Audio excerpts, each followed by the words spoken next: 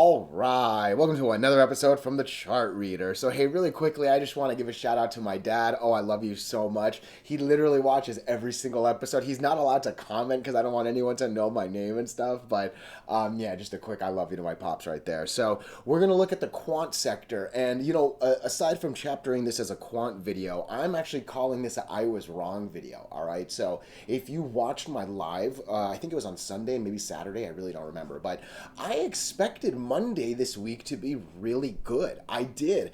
I wasn't 100% firm by any means, but yeah, I was expecting it. I was wrong, and I'm not trying to like pretend that didn't happen, right? So I'll go over why I was hoping Monday was good and why I was wrong. But so far, this isn't that bad. We're at least still holding the 100 moving average. We're still seeing NASDAQ trying to do a little better. And I think what was nice today was almost the entire sector did pretty well. All right. So I think the important thing on today is not to get overly excited. But hey, again, it's the first real sector strength day in a while. We just need to see what the market's going to do. And I think more importantly, will the market hold and sustain? I think that's going to be the bigger picture, right? But Regati, you can see it. We got a nice double digit day. I talked about holding the 100 moving average. IONQ, when we look at IONQ, again, another double digit gain. Not the same moving average, but again, a very strong moving average that we almost lost. Doji is not confirmation, and lo and behold, we gap up and actually hold pretty nicely, right? So nice back to back right there.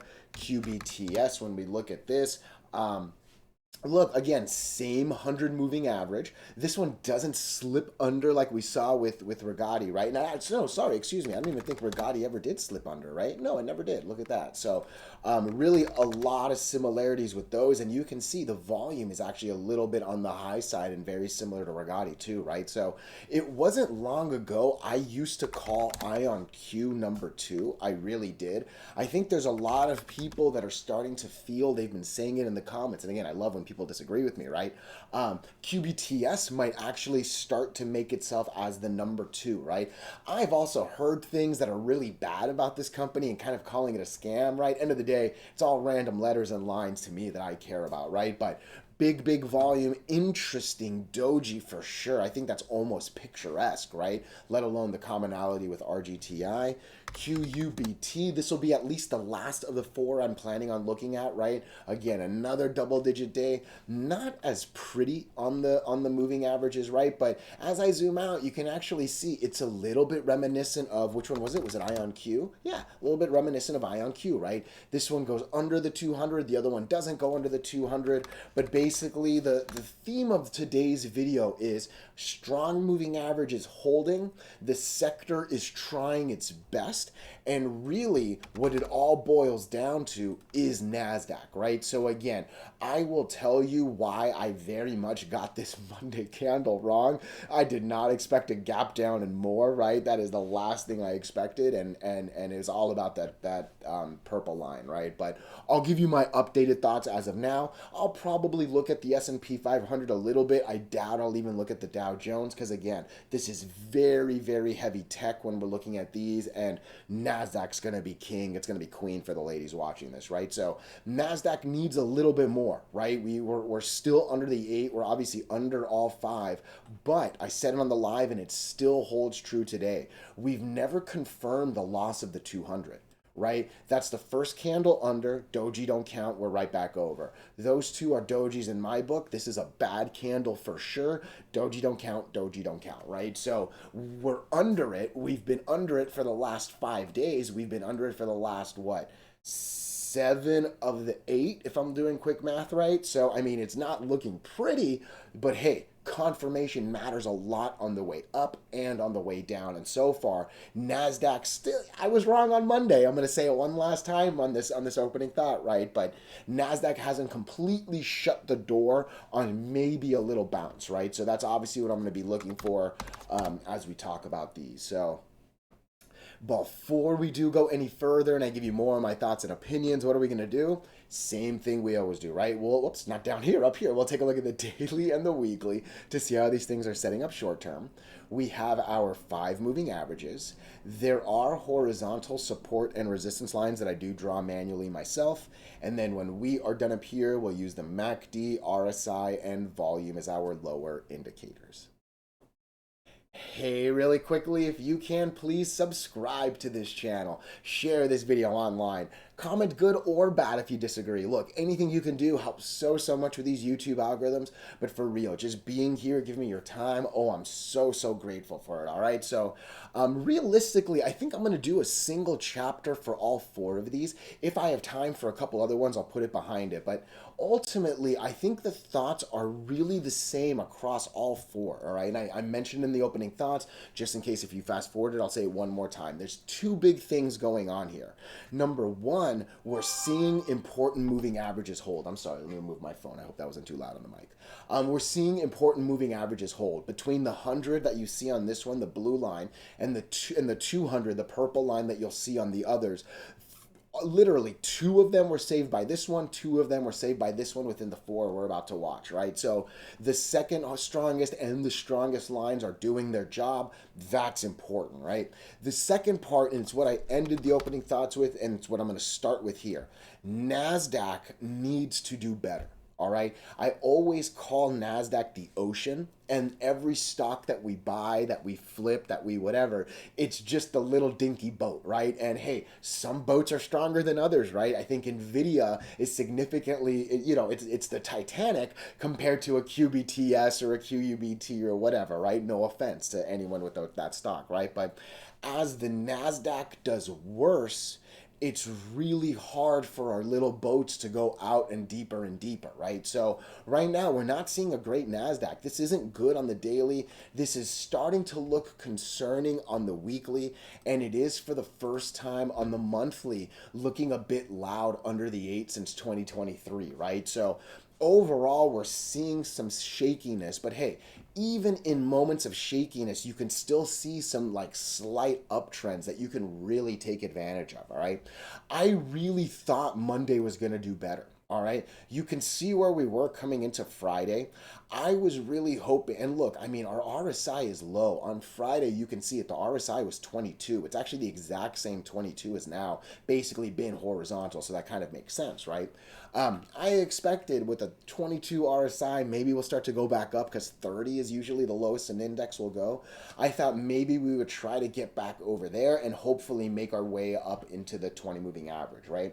Obviously, that doesn't happen. We don't even get remotely close to it, and none of my alerts went off, which is a good thing, right? That's why we set alerts. Where are we now? Look, you hear me say it on stocks and you hear me say it on the index. You go away from the 8, you come to the 8. You go away, you come to. You go away, you come to. We've gone away. It's kind of looking like we're going to come to it, or at least we're trying again, right? So I don't know the math behind these lines. I'm going to guess that it's basically going to go there. I think the goal right now is basically to get over 17,900. All right. If NASDAQ can get over 17,900, hopefully we'll get over the 8 and make our way to the 200, which is at 18,400, right? That's a pretty good little percent move right there. And hopefully that brings the double digits that I was hoping for Monday that obviously never hit, right? So step 1 for any of the 4 stocks or any of the other quant stocks to do well, we got to get over the 8 moving average. Right? Again, we went down and up today.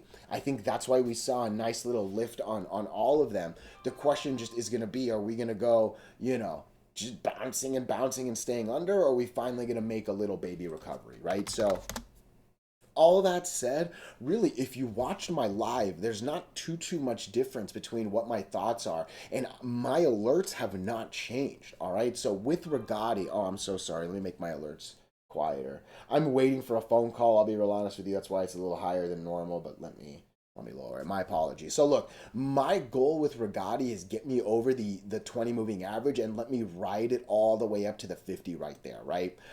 We do have the golden line right there, and you can use that however you want, right? But I think at this point, if we can get over, let's call it 780, give or take, because what's the, oh, that's actually a little high.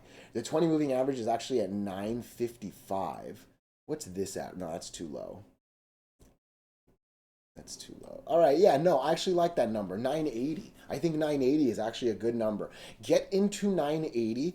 I don't know if this golden line is going to be a difficult test or not. I really, really don't. You can maybe even decide to wait for 1019 since we're basically trying to go to almost 12, right? You can see that the 50 is actually at 1180, right? So even just waiting from 10 and going to 11 is at least a solid double-digit gain, right? But yeah, I think an easy argument could be made for like 970. Hopefully that'll take you there. Hopefully this isn't that big an issue because again, you know I care about the moving averages more, right? So that's the goal here though. One more time, get me over the 20, take me up to the 50. I would be worried. I think the first worry point will probably be 860. I really don't want to go below 860.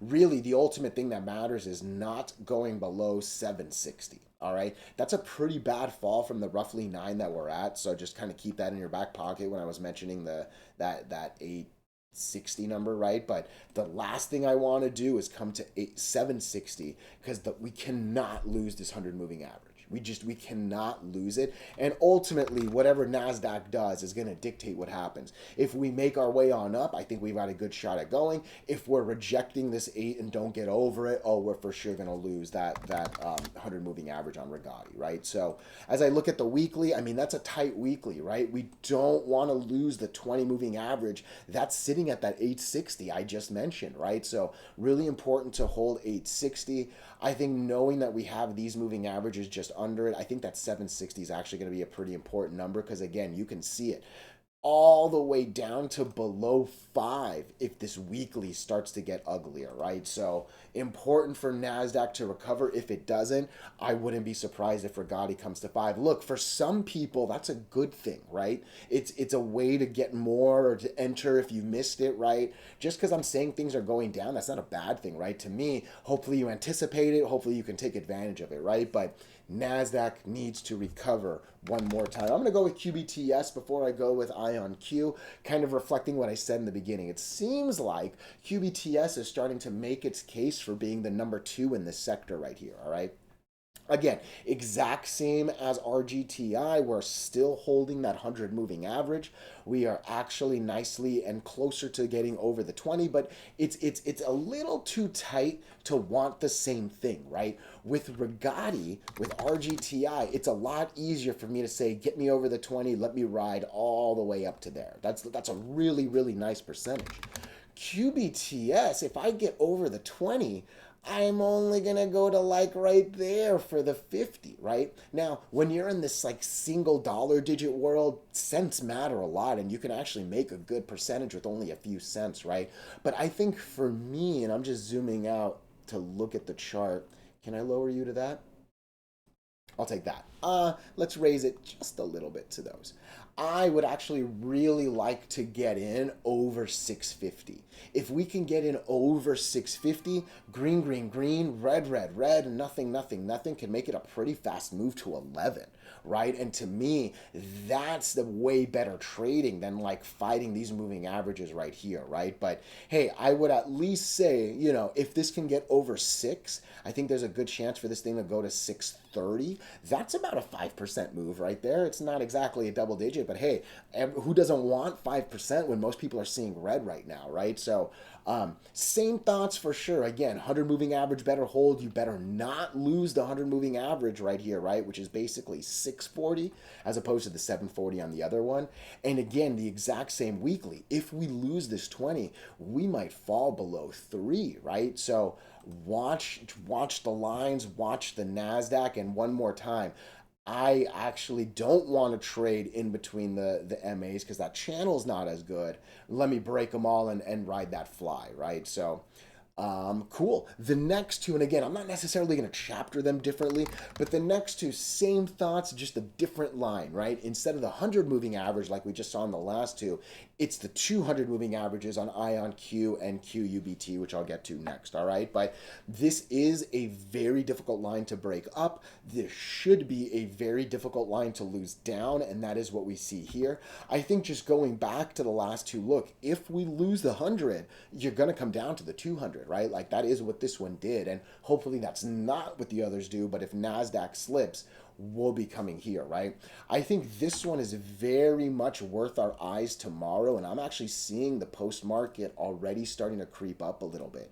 We are over the 8. We did use the 200 well. Obviously, this is just a single candle, so I need confirmation. But there is a lot of red, red, red that actually might take us up all the way to 2770. That's a very, very nice, almost 30% gain, right? Every $2 is about 10%, right? We're adding about $6 here, right? So we really want to just go up a little bit. I would like to get over the wick. What was the high of the day? It was 22.19. I'll set an alert, and again, I can see it. That's actually basically where we're at right now, 22.22. I just like the symmetry of that number. Let me know if we break that. And yeah, I think there's a good chance, like I said, you get over the 8 and you're going to take me to the 20. Red, red, red. I can probably zoom out and assume, look at that, green, green, green right behind it with a lot of nothing, nothing, nothing in between, right? So I think IONQ is very much worth our eyes tomorrow. You saw me set the alert, and an alert is not an immediate buy notification. But yeah, that's not too shabby right there, right? What does the weekly look like? So again, we talked about on those last two, if we lose the 20, we're going to fall all the way down. This one fell all the way down, right? So again, echoing the exact same thing I said on the daily. Though we don't want the last two to mimic this pattern, we don't want the last two. Oh, nope, I just moved the line. Oh no. Where was it? Let's see if I can go to the daily and find the line. Nah, it's definitely not going to be right there. I'm going to guess the line was about right there. Maybe even right there. Dang, that happens. Whatever. Either way, moral of the story, we don't want that symmetry to happen on the other two, right? So let me go back to the daily, and then we'll wrap it up, and you can guess it's the same thoughts, right? Look, I don't mind this too much. If we can go all the way up to like 630, 640, that's actually about a 20% move, right? Roughly speaking, you're adding $1.50 is about 10%, right? So we're looking for just a little bit more, maybe even 550 roughly. I'll even set an alert for 551, get me a little bit over that, and I can see it trying to creep a little bit. It's kind of flat actually after hours, but that's a nice channel right there. Get me over the 8, and I'll start to believe we'll get over the 20. I didn't really mention it on the other one, but hey, get me over the 20, and then we might go to that next one right there, right? When we look at IONQ, the distance is there. Get me over that 20, and there's a good chance we can just creep it a little bit more to maybe even 31, right? And again, sorry, not IONQ, QBT, QUBT. You can see it, right? This one also lost the 20, came all the way down to the 50, which makes sense because this one basically lost the 100 and came most of the way, not quite exactly to it, but to the 200 right there, right? So hopefully NASDAQ gives us the bounce that we want. There are some double-digit percentage gains that are possible within these four. It's going to start with NASDAQ. I'm telling you, it's going to be very, very difficult for these to go up if NASDAQ can't get over the 8 moving average, all right? Let me know your thoughts. Let me know your opinions, even if you disagree. Oh, I appreciate you so, so much.